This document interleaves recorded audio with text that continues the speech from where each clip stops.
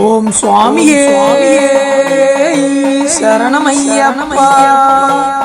ஸ்ரீ சபரிமலை ஐயப்பனிற்கு அடுத்து புனிதமாக கருதப்படுவது 18 படிகளை. 18 என்ற எண்ணிற்கு வரலாற்று சிறப்புகள் அதிகம். பாரத போர் நடைபெற்றது 18 நாட்கள். ராமாயண போர் நடைபெற்றது 18 மாதங்கள். தேவ அசுரர் போர் நடைபெற்றது 18 ஆண்டுகள் என சொல்லிக்கொண்டே போகலாம். 18 படிகளும் 18 தத்துவங்களை நமக்கு உணர்த்துகிறது.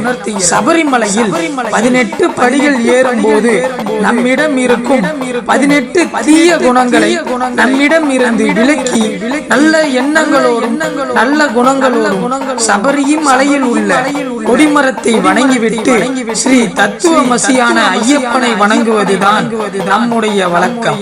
இந்த 18 தீய குணங்கள் என்னவென்றால் காமம், குரோதம், லோபம், மோகம், மூர்க்கம், மாச்சரியம், வீண் பெருமை, அலங்காரம், பிறர் இழிவுபடுத்துதல், பொறாமை, இல்லறப்பற்று, புத்திரபாசம், பணத்தாசை, பிறவி வினை, செயல் வினை, பழக்க வினை, மனம், புத்தி என்ற 18 தீய குணங்களை விலக்கி தூய உள்ளத்தோடும் நல்ல எண்ணத்தோடும் ஸ்ரீ தத்துவமசியான ஐயப்பனை சந்திப்பதே வழக்கம்.